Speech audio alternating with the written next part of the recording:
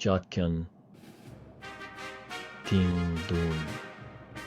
स्वर्गदूत ने मुझसे कहा, देखो, मैंने देखा और मैंने बहुत सारे देश और राज्य देखे।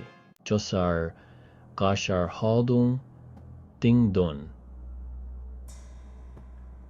स्वर्गदूत ने मुझसे कहा, देखो, यह एक ऐसा चर्च है जो सब चर्चों से ज्यादा घिनौना है, क्योंकि यह भगवान के संतों को मारता है। तितास तिंगदुन।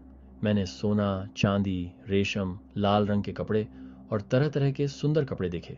इन खजानों का लालच बहुत तेज था। वे जगमगाते थे और बहुत से लोगों का ध्यान अपनी ओर खींचते थे। जिन औरतों ने खुद को इन खजानों से सजाया था, वे इस बड़े और घिनौने चर्च के लालच और प्रलोभन को दर्शाती थीं। वे सिर्फ औरतें नहीं थीं, बल्कि लालच और इच्छाओं का प्रतीक थीं, जो उन लोगों की आत्मा को निगल जाती थीं जो उनका पीछा करते थे। सोना, चांदी, बढ़िया रेशम और लाल रंग के कपड़े, ये सिर्फ धन दौलत नहीं थे, बल्कि इंसान के अंदर छिपी सबसे गहरी इच्छाओं को दिखाते थे। ये खजाने दौलत और ताकत का वादा तो करते थे, लेकिन इसकी कीमत क्या थी? ये औरतें अपनी खूबसूरती और आलीशान साज सज्जा के साथ चर्च के बुरे प्रभाव को दिखाती थीं। वे लोगों को अच्छाई से दूर ले जा रही थीं और उन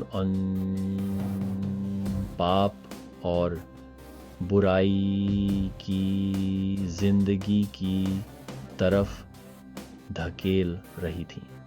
ये नज़ारा हमें इस बात की याद दिलाता है कि दुनियावी सुखों में फंसना कितना खतरनाक हो सकता है। पाकपा पॉज। मैंने बहुत सारा पानी देखा जो अन्य जातियों को मेरे भाइयों के वंशजों से अलग करता था। 10वीं पॉज। मैंने भगवान की आत्मा को उतरते और एक आदमी पर काम करते हुए देखा, और वह उस विशाल पानी की ओर गया। सच्चा पॉज। मैंने उन अन्य जातियों को कैद से बाहर आते देखा जिन्हें भगवान की शक्ति ने बाकी सभी राष्ट्रों के हाथों से छुड़ाया था। उन्होंने बहुत कष्ट और परीक्षाएं झेली थीं, लेकिन उनका विश्वास और दृढ़ संकल्प कभी कम नहीं हुआ। अपनी अटूट आस्था और ईश्वरीय इच्छा पर भरोसा रखते हुए उन्होंने हर बाधा को पार करने की ताकत और साहस पाया। जैसे ही उन्होंने नई भूमि पर अपने पैर जमाए, वे फलने फूलने लगे, खुशियों और सद्भाव से भरे समुदायों का निर्माण किया। सूरज की रोशनी में उनकी सभाएं उस आशा और स्वतंत्रता का प्रतीक थीं जिसकी उन्होंने हमेशा कामना की थी। परिवार एक साथ आनंदित हुए, अपनी नई नई प्राप्त स्वतंत्रता और उन पर बरसाई गई आशीषों का जश्न मनाया।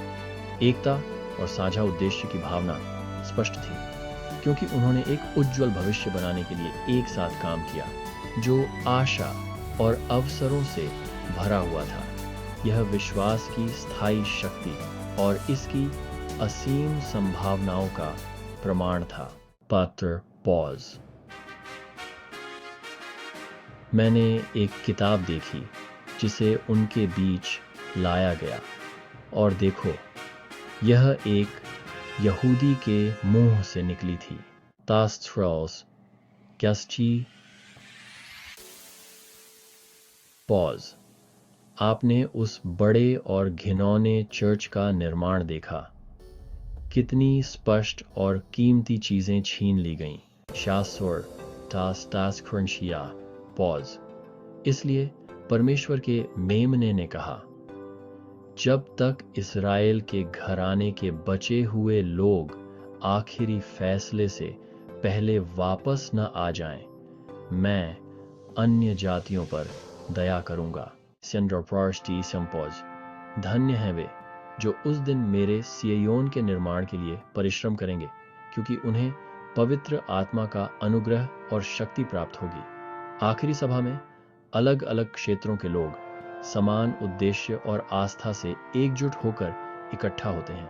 वे प्रार्थना के स्थानों पर एकत्रित होते हैं, उनके दिल आशा से भरे होते हैं और उनके विचार दिव्यता पर केंद्रित होते हैं। जैसे ही वे प्रार्थना करते हैं और धर्म ग्रंथ पढ़ते हैं, उन्हें किए गए वादों और उनका इंतजार कर रही आशीषों की याद आती है। पवित्र आत्मा की शक्ति पूरे स्थान पर व्याप्त होती है, जिससे उपस्थित सभी लोगों को शांति और बल मिलता है। यह चिंतन का समय है, अपनी आस्था और एक दूसरे के प्रति अपनी प्रतिबद्धता को दोहराने का समय है। इस पवित्र अवसर पर उन्हें शांति और अपनेपन की अनुभूति होती है, क्योंकि वे जानते हैं कि वे खुद से भी बड़ी किसी चीज का हिस्सा हैं। आखिरी सभा केवल एक घटना नहीं है, बल्कि यह उनके अटूट विश्वास और एकता का प्रमाण है। थॉर्स पॉज। क्योंकि देखो, मेमने ने कहा, मैं तुम्हारी संतानों को खुद को दिखाऊंगा, आखिरी पहले होंगे और पहले आखिरी होंगे।